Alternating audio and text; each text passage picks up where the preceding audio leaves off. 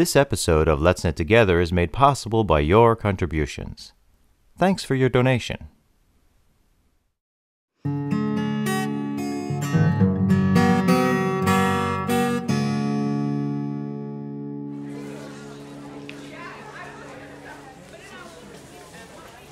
So how did you get started in this crazy world of bison?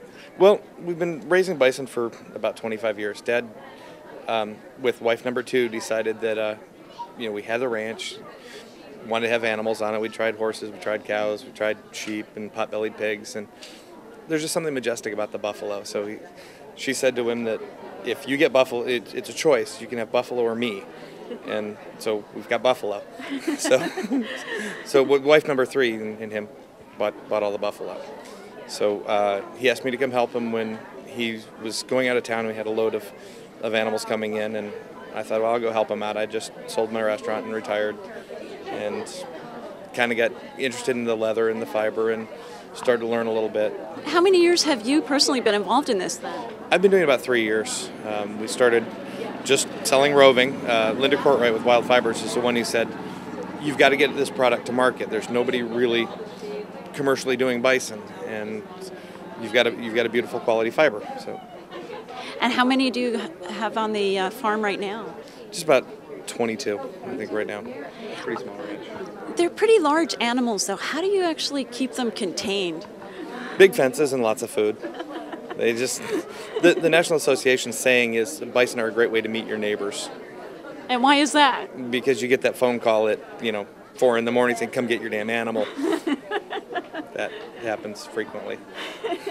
Now, you said something about the naming convention that you used to have when you first started the farm, or when your family first started the farm. How did that come about? Well, to be honest, I really don't know, but it's the ranch name is 2HL Buffalo Ranch, and for the longest time they wouldn't tell anyone what the 2HL stood for, but every animal got the name beginning with an H: Harley, Humphrey, Heidi, Heather, Hildy, so I have no idea where it came from, though. Cool. And how do you actually harvest the fiber? Well, honestly, we're a byproduct of the meat industry. We buy the hides from the packing plants. For years, they've been trashing the hides, where historically you used to take the hides and trash the animal. So it's kind of going back to that thing of trying to complete the circle and use every piece of the animal. And do you blend the fiber for yarn? And if you do, what kind of fibers do you blend with, and what kind of yarn do you come out with? Well, that's the fun part. You can blend with just about anything. Bison, it's a short staple fiber, so you need something to kind of, if you're for hand spinning, it helps to have something to carry it along. I love silk, cashmere, kiviot's beautiful. Yak is great. You can find some good 4-inch yak fiber. Bamboo is wonderful. That's a tensile. Cool. And as Buffalo Gold, you sell both the fiber and the yarn. Is that right? Most definitely. We've been making yarns for about 2.5 years now.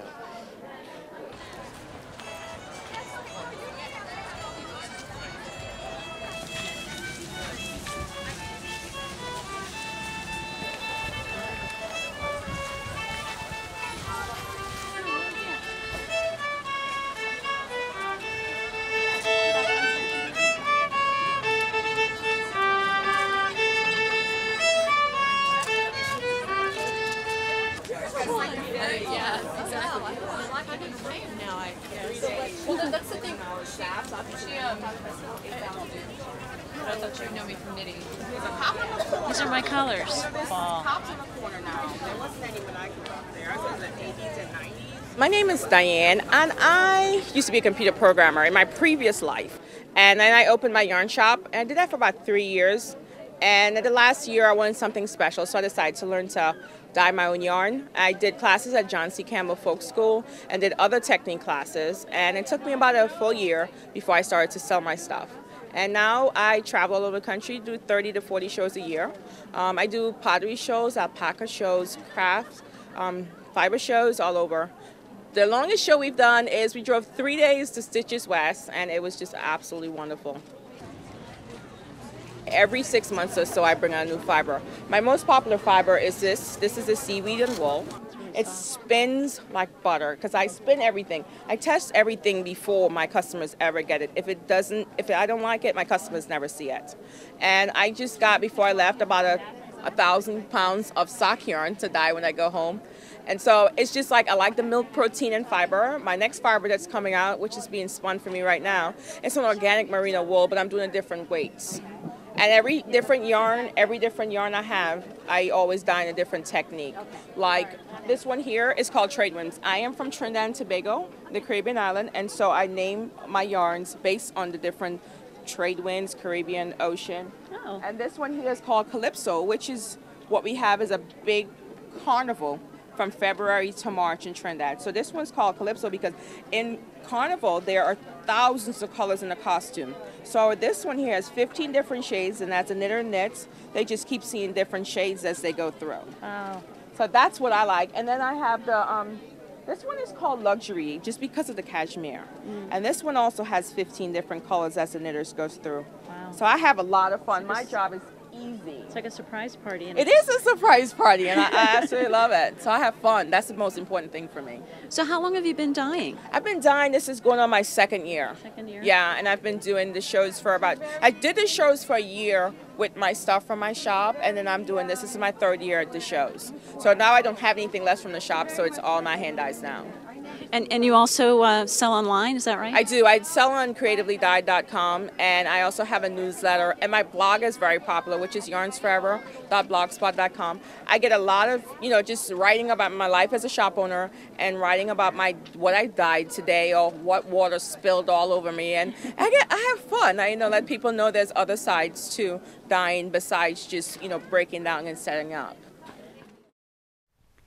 Our next live show is scheduled for August 29th at 6 p.m. Eastern. Join us and chat about your progress on this month's Let's Knit Together Ravelers Knit Along or whatever project you're working on. Go to letsknittogether.com/live for complete details on how to participate. I'm finally taking the plunge to start selling my own designs. My first pattern is this pair of toe-up socks. It's perfect for any medium-weight sock yarn like this Blue Moon Fiber Art Seduction. I'm calling the pattern Sunrise in Tibet Socks. If you're interested in purchasing this downloadable pattern, go to letsknittogether.com and click on the button in the sidebar. Eric and I have submitted 2 presentations for the 2010 South by Southwest Conference. We need your help to get to the next level. Over 2,200 panel ideas have been submitted, and they're only going to pick 300 for the conference. We need as many people as possible to vote thumbs up for our presentations on the Panel Picker website. The more votes we get, the better our chances are of being able to speak at the conference.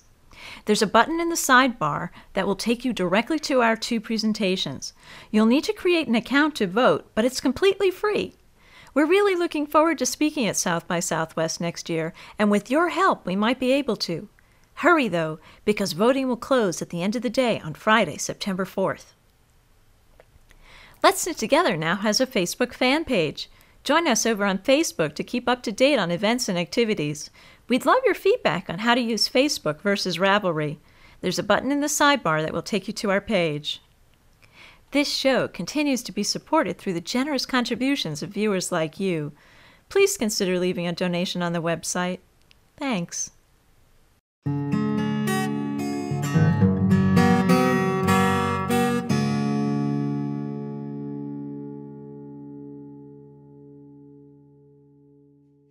We need as many people as possible to vote thumbs up for our presentations on the Panel Picker website. Oh. You were doing so good, too. It's hot. It's hot. It is hot. You need a fan or something. How's that sweater working? I finished it and I wanted to wear it, but it's too hot. Lean back. I can't, it's all sweaty now. Oh, stop making bloopers. But we can turn the lights off now. That would be good. Oh.